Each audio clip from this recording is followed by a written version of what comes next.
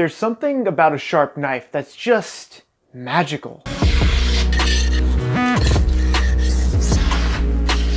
I think the one thing beyond everything that is most important is having a sharp knife. I wanted to give you guys a rundown on how I sharpen mine and how you can get started on sharpening yours. And the first thing you'll need is, well, a knife. I have quite a few to choose from, like this beautiful Nenox, but I keep this relatively sharp. I know that this knife needs a touch-up, so we're gonna look at that. We're gonna focus on these two knives. I'm pretty sure I paid about $1.50 for this one. Dollstrong sent me out this stone kit, and it's pretty great. It comes with a 1000 grit stone as well as a 6000 polishing stone. It came with this beautiful wooden stand for your stones. Soaking your whetstones is very important. I soak mine for about 5 to 10 minutes, but what you're really looking out for is to see all of the bubbles stop coming to the surface. This means it's absorbed enough moisture. Also have a wet towel underneath your working surface just so nothing slips around while you're working.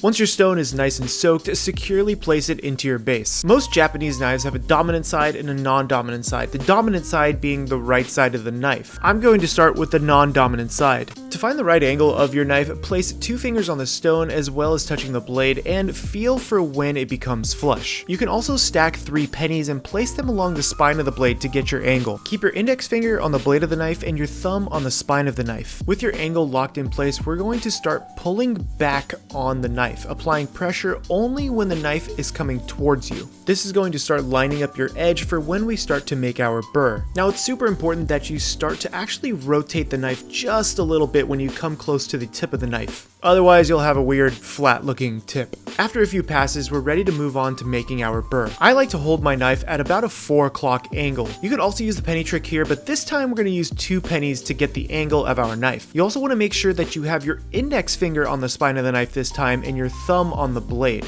We're only going to apply pressure as we move the blade away from us this time. The knife that's not holding the blade is going to be the one putting pressure onto the edge. You want to keep your fingers at about the middle of the knife or just above the edge of the knife to apply that pressure. The only areas that will actually sharpen are the areas where your opposite hand is applying pressure. This is super important because if you apply pressure in an uneven way, you're going to have a bad time. After quite a few passes, you're going to start to develop a little bit of sediment onto your block and start to slowly develop the burr. Now this could take longer or shorter depending on the actual steel that your knife is made out of. This one took me about 10 minutes to start developing the burr. The burr is basically this razor's edge that starts to develop as you sharpen your knife. What you're actually doing is you're curling the knife back so that way you can finalize that sharp edge. Now flip it over to the non-dominant side, keeping that 3 penny angle, and we're going to give this a few passes.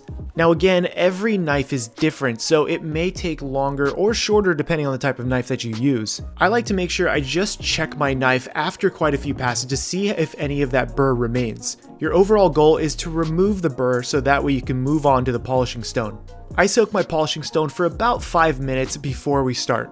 Now keep in mind, the 6000 grit stone is meant for polishing and kind of finishing as well. You can use the 6000 grit stone in between real sharpenings like you would with your 1000 grit stone. Typically at work, since I use my knife so heavily, what I like to do is actually use the 1000 grit stone every 3 to 4 days, but use the 6000 grit stone every single night to really fine tune that edge. This is a polishing stone. You don't need too much time on it. The more time you spend, the shinier that edge, and I mean, we all want gorgeous knives. To finish your knife off with the polishing stone, you're going to do the same exact steps we did before. I'm going to sharpen the non-dominant side first and give those quite a few passes, and then follow it up with the dominant side. You don't need a ton of sharpening on this side, but the more you do sharpen it, the shinier that beautiful edge will become.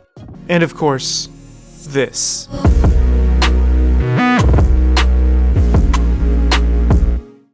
You remember that little guy we talked about earlier? Yeah, that $3 knife? I went ahead and sharpened that as well using the same exact techniques and principles that we talked about with the chef's knife. This knife is super cheap and it's sharpened very quickly, but what that also means is that it can dull just as fast. Sharpening knives like this can give you a ton of good practice, so if you can, find a cheap knife and practice on that first. That doesn't mean we can't get this to a razor's edge. So if you like knives just as much as I do, hit that like button for that, algorithm. My name is CHEFPK here on Tutorial Tuesday. I hope I could teach you something today. Get subscribed and remember, keep playing with your food.